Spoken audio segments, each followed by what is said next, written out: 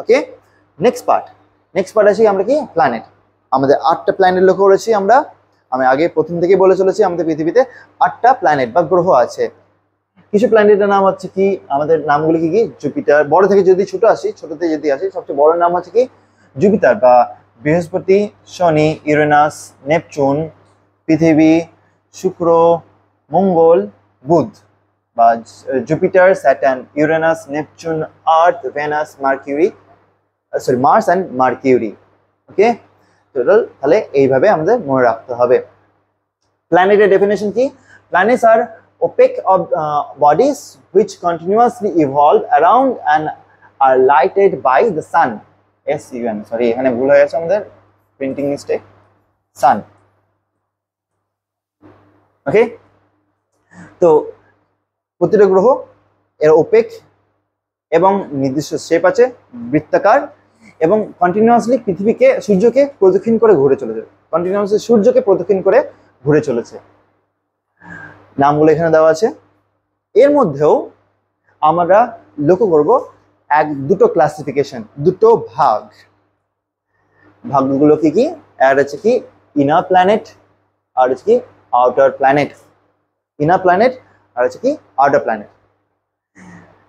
এই inner planet এবং outer প্ল্যানেটে দেওয়ার রিজনটা হচ্ছে যে প্রথম যে 4টে গ্রহ বুধ, শুক্র, পৃথিবী, মঙ্গল, এই 4টে গ্রহের কিছু নির্দিষ্ট বৈশিষ্ট্য আছে। বৈশিষ্ট্যগুলি কি? স্মল এবং রকি।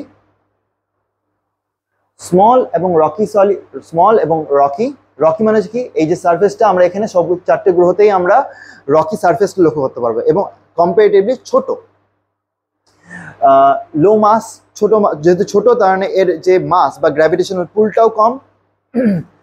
ক্লোজ টু সান, সূর্যের কাছে, এবং এর কোনো রকম রিং নেই।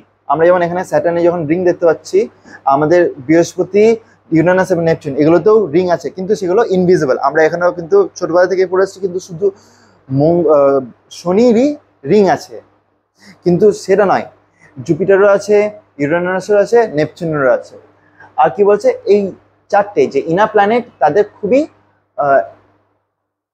কম সংখ্যক উপগ্রহ আছে। মার্কিউরি এবং ভেনাস এই দুটো নেই, এই দুটো কোনো উপগ্রহই নেই, কিন্তু মার্সের 1টা, 2টো এবং পৃথিবীর 1টা উপগ্রহ আছে। ওকে, সেগুলো আমরা জানবো একটু পরেই। আউটার প্ল্যানেট হচ্ছে কি লার্জ এবং গ্যাসিয়াস, এবং মেইন কথা হচ্ছে কি লার্জ এবং গ্যাসিয়াস। ইউরেনাস, স্যাটার্ন, নেপচুন এবং জুপিটার, এই যে 4টে যা প্ল্যানেট আছে আউটার প্ল্যানেট, এগুলোর বেস কিন্তু রকি সারফেস না, সম্পূর্ণটাই গ্যাসিয়াস। যদি কোনো ব্যক্তি, যদি কোনো রকেট অথবা কোনো স্যাটেলাইট যদি পাঠানো হয় ক্র্যাশ করার জন্য এই আউটার প্ল্যানেটের মাঝখানে ভেতরে, তারা কোনো রকম সলিড বটম কোনো হিট করবে না, তারা ভেতরে যেতে থাকবে এন্ডলেস লিমিট।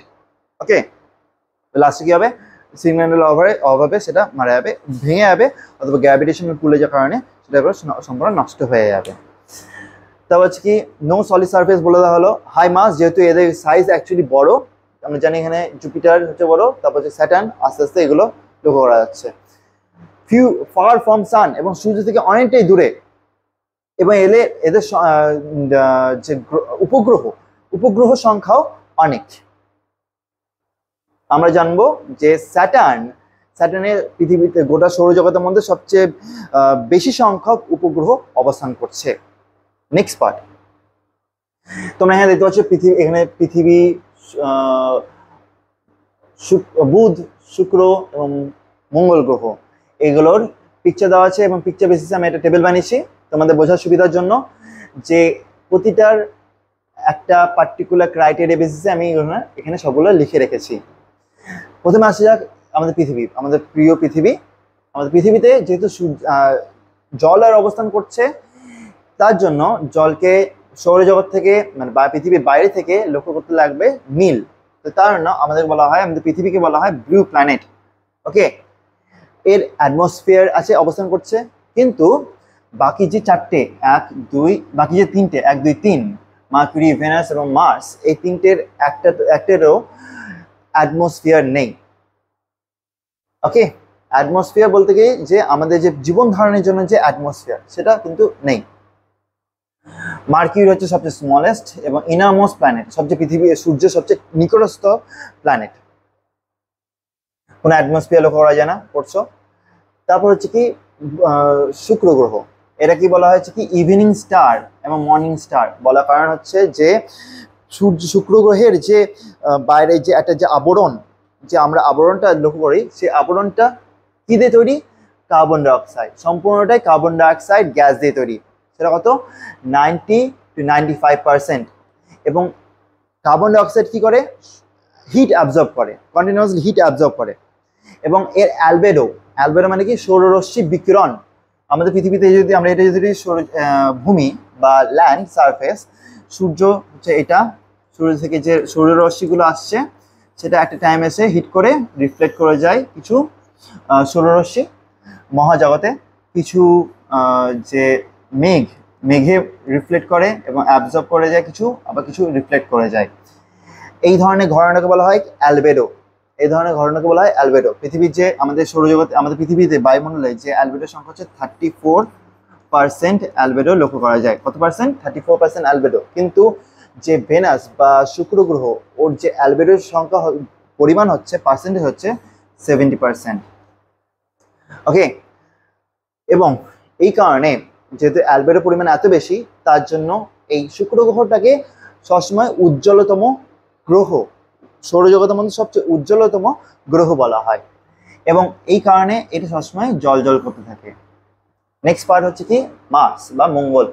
এটা কি হচ্ছে কি রেড প্ল্যানেট। তোমরা দেখতে পাচ্ছ এটা সম্পূর্ণ রেড কালারের, তার মানে রেড প্ল্যানেট বলা হয়। কি ধরনের অ্যাটমসফিয়ার বা আবরণ দিয়ে তৈরি? এর বাইরে যে বহির্জাগতিক আবরণ, সেটা হচ্ছে কি নাইট্রোজেন এবং আর্গন। নাইট্রোজেন এবং আর্গন এই দুটোই কিন্তু অক্সিজেনের অবস্থান উল্লেখ করা যায় না, এবং তার জন্য এখানে কোনো রকম প্রাণ অবস্থান করতে পারে না। নেক্সট হচ্ছে কি আমাদের আর্থ। এই আর্থের আছে কি রোটেশন। কত সময় লাগে? আহ্নিক গতি, বার্ষিক গতি না, আহ্নিক গতি, যেটা হচ্ছে কি যদি পৃথিবী হয় রোটেট করছে নিজের অ্যাক্সিসে বা অ্যাক্সিসের উপর ভর করে। কত? 24 আওয়ার্স, 24 ঘন্টা। এবং সূর্যকে যে প্রদক্ষিণ করে চলেছে, এই সূর্য হয় মাঝখানে, প্রদক্ষিণ করতে কত সময় লাগে? 365 days, 6 hours। ওকে। মার্কিউরি টাইম হচ্ছে কত রোটেশনের টাইম হচ্ছে 58.65 days, 58.65 days। অত্যন্ত স্লো রোটেশন। ওকে, এটা অত্যন্ত স্লো রোটেশন। আমরা এটাও জানতে পারবো যে আমাদের শুক্র গ্রহের রোটেশন আরো স্লো বুধের থেকে।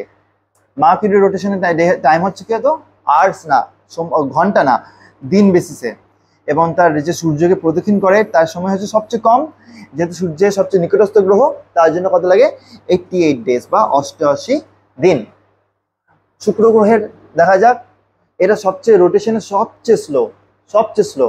এবং এটা ক্লক ওয়াইজ, বা আমরা বাকি অন্যান্য যে গ্রহগুলো আছে সেটা হচ্ছে কি অ্যান্টি ক্লক ওয়াইজ হিসেবে ঘোরে, মানে এইভাবে ঘোরে, এটা হচ্ছে অ্যান্টি ক্লক ওয়াইজ। কিন্তু এই যে শুক্র গ্রহ, এটাকে ঘোরে ঠিক অ্যান্টি ক্লক ওয়াইজ হিসেবে, ক্লক ওয়াইজ ডাইরেকশনে ঘোরে।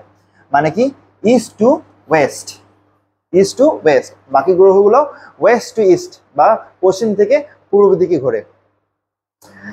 এর রোটেশনের টাইম সবচেয়ে স্লো, 257 days। এবং এই যে বার্ষিক গতি, সূর্যকে প্রদক্ষিণ করার যে সময়, সেটা কত? সেটা হচ্ছে 224.7 days, 224.7 days। আচ্ছা যাক, মার্সে বা মঙ্গল গ্রহে পৃথিবীর মতনই রোটেশনের সময় লাগে কত? 24.6 আওয়ার বা ঘন্টা। রেভলিউশনে বা বার্ষিক গতির সময় কত হচ্ছে কি? 687 days। নেক্সট আসে যাক যে মুন বা উপগ্রহ। পৃথিবীতে একটা উপগ্রহ, নাম হচ্ছে মুন।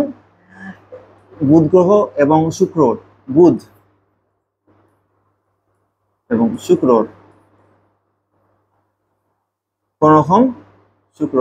কোন রকম স্যাটেলাইট নেই। কিন্তু মঙ্গল গ্রহে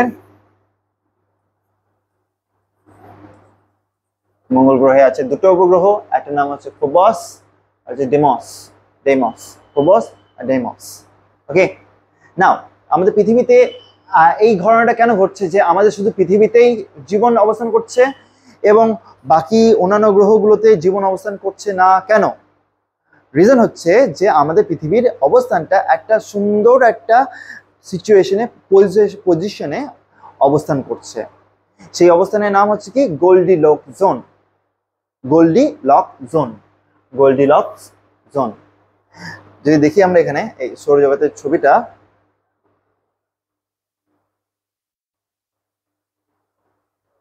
এই এখানে আমাদের এই অবস্থানটা, আমাদের এই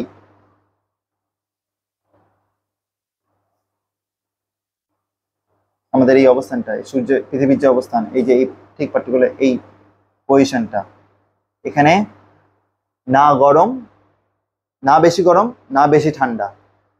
যদি আমরা এই পজিশন থেকে একটু পিছিয়ে যাই ঠান্ডা হতে থাকবে, এবং এই পজিশন থেকে যদি একটু এগিয়ে যাই, যদি বুধের শুক্রের কাছে যদি আমরা এগোই, তাহলে আমাদের পৃথিবীর টেম্পারেচার বেড়ে যাবে এবং পৃথিবীতে সমস্ত যা কিছু আছে সব পুরো ছারখার হয়ে যাবে এবং গ্লোবাল ওয়ার্মিং এর রেট আরো বেড়ে যাবে।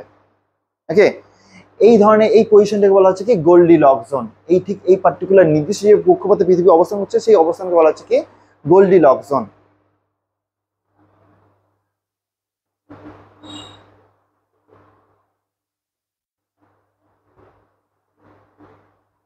ওকে, জানবো গোল্ডিলক্স জোন। এখানে তোমাদের ডেফিনেশনটা দেওয়া আছে, তোমরা ঠিক এটা দেখতে পারবে। অ্যাস্ট্রয়েড বেল্ট হচ্ছে কি গ্রহাণু। অ্যাস্ট্রয়েডের বাংলা হচ্ছে কি গ্রহাণু।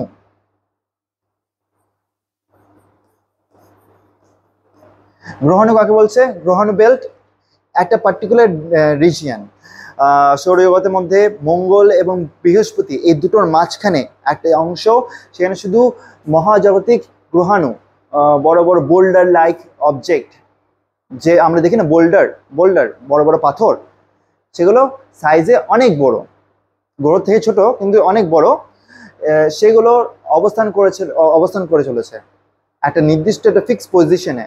সেটা কি হচ্ছে কি কোথায় অবস্থান করছে? মঙ্গল গ্রহ এবং বৃহস্পতি এই দুটো যে কক্ষপথ, দুটো গ্রহের মাঝখানে যে পজিশন, সেখানে অ্যাস্ট্রয়েড বেল্ট বা গ্রহাণু, অসংখ্য লক্ষ লক্ষ গ্রহাণুতে অবস্থান করছে। এই গ্রহাণুগুলো অবস্থানকে বলা হচ্ছে কি অ্যাস্ট্রয়েড বেল্ট। নেক্সট এখানে আছে কি আমরা যে আমাদের জুপিটার, স্যাটার্ন এবং ইউরেনাস, এই ব্যাপারটা আমরা জানতে হবে। আমাদের সৌরজগতের সবচেয়ে বড় গ্রহের নাম হচ্ছে কি জুপিটার, লার্জেস্ট। সেকেন্ড হচ্ছে কি স্যাটার্ন, তারপর আসছে কি ইউরেনাস এবং নেপচুন।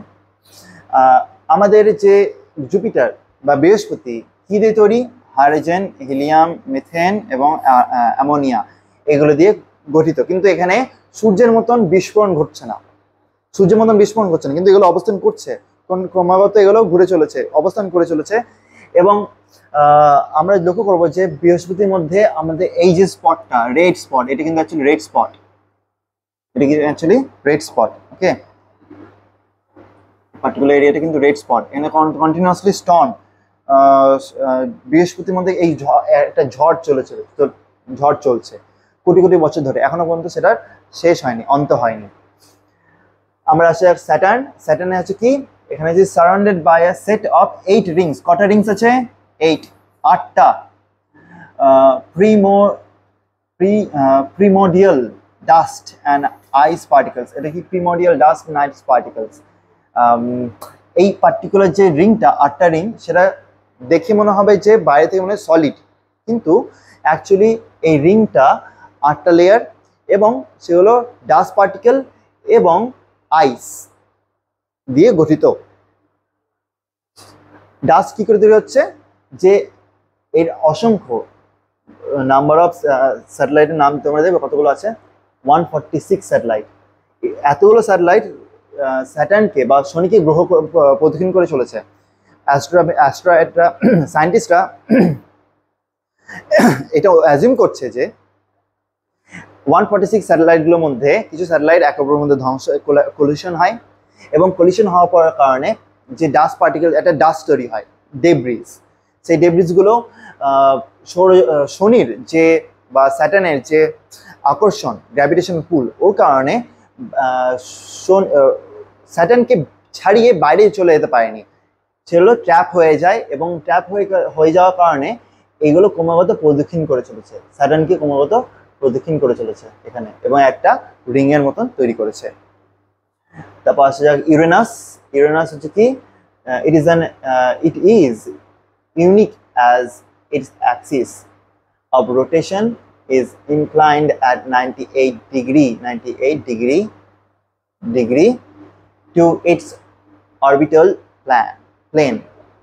এর মানে কি হচ্ছে, আমাদের তো পৃথিবীর হচ্ছে এই ধরনের একটা আছে, ওকে, কিন্তু এই ধরনের অ্যাক্সিস, কিন্তু ইউরেনাসের হচ্ছে ঠিক এই টাইপের,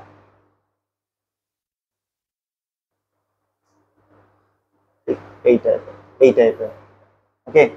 এবং এই কারণে ইউরেনাসটা অন্যান্য গ্রহগুলো কিভাবে ঘুরছে, এইভাবে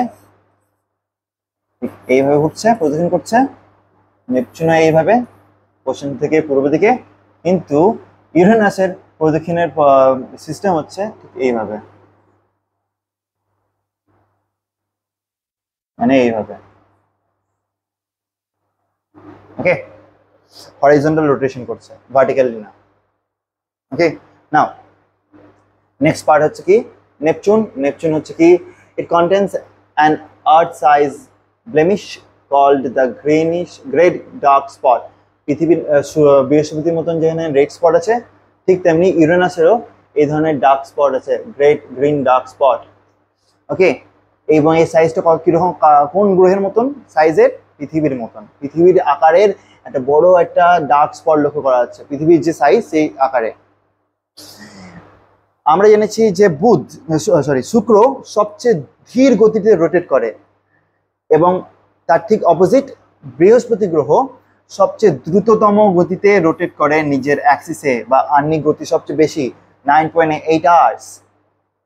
তারপরে আমাদের আসছে যে স্যাটার্ন, কত 10.3 আওয়ার্স, ওকে। তারপর হচ্ছে নেপচুনে হচ্ছে কি 15.7 আওয়ার্স। এবার যদি আসে এখানে কেন দেয়নি, রোটেশনটা কেন দেয়নি এখানে ইউরেনাসে, কারণ ইউরেনাস তো ওয়েস্ট থেকে ইস্টের মতো নর্মাল যে সমস্ত গ্রহের মতো রোটেট করছে, এর মধ্যে রোটেট করে না, এটা তো রোটেট করছে হরাইজন্টালি, কারণ এখানে মেনশনটা করা নেই, ওকে। তারপর আসছে, তাহলে তোমরা এখানে জিনিস ডিফারেন্স দেখতে পাচ্ছ যে এদের রোটেশন টাইম সবচেয়ে ফাস্ট, এই আউটার প্ল্যানেট বা রিং প্ল্যানেটগুলো আমাদের যে রোটেশনাল স্পিড সবচেয়ে বেশি ইনার প্ল্যানেটের থেকে, ওকে, বা টেরিস্ট্রিয়াল প্ল্যানেটের থেকে।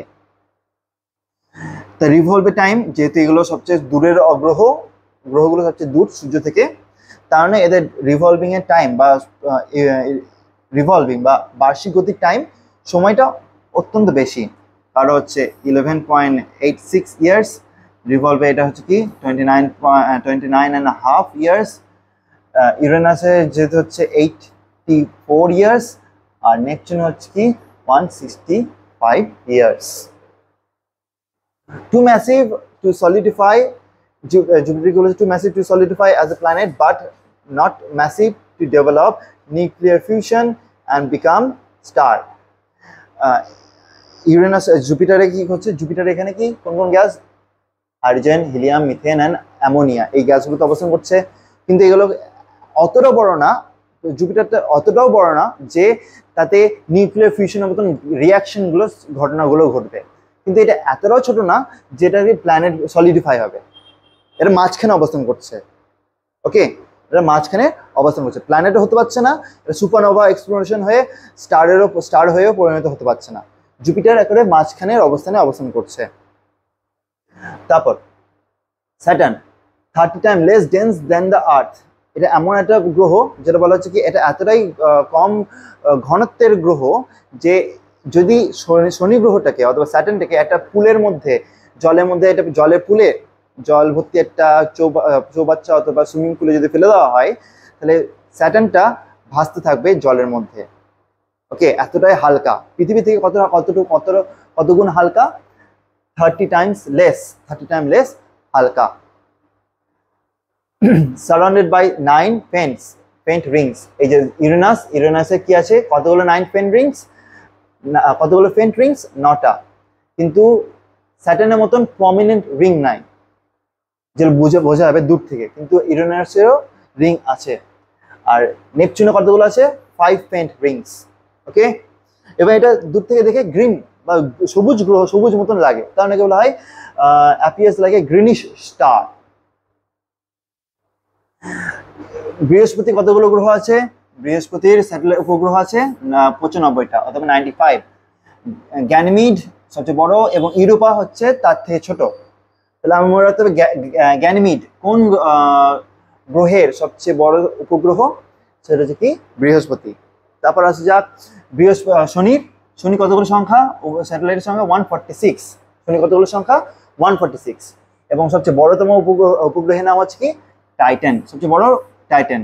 অ্যান্ড তৃতীয় হচ্ছে কি এনসিলেডাস। ওকে, ইউরেনাসে হচ্ছে কি 29 satellite, Titania, Oberon and Miranda. এগুলো হচ্ছে কি বড় থেকে ছোট। টাইটানিয়া সবচেয়ে বড় উপগ্রহ ইউরেনাসের, এবং তারপরে ছোট ছোট হচ্ছে কি টাইটানিয়া থেকে ছোট হচ্ছে ওবেরন এবং মিরান্ডা। এবং নেপচুনের হচ্ছে কি 14টা, অথবা 14 স্যাটেলাইটস। ট্রিটন হচ্ছে বড়তম, এবং নিরেইড হচ্ছে কি ট্রিটনের থেকে ছোট উপগ্রহ। তারপর আসে সবচেয়ে লাস্ট, সেটা হচ্ছে কি আমাদের আমাদের এই প্লুটোকে খুবই ব্যাড লাক। প্লুটো হচ্ছে যে 2006 সালের আগে আমরা প্লুটোকে 9তম গ্রহ হিসেবে মনে করতাম, কিন্তু আমাদের বাদ ছাড়লো কে, International Astronomical Union, IAU, International Astronomical Union আমাদের প্লুটো সবচেয়ে ছোট গ্রহ, তাকে আমাদের গ্রহের যে ক্রাইটেরিয়া বা দল থেকে দূর করে দিল। কবে, 2006 সালে। ওকে, এবং তাকে তকমা দিয়ে দেওয়া হলো ডুয়ার্ফ প্ল্যানেট বা বামন গ্রহ,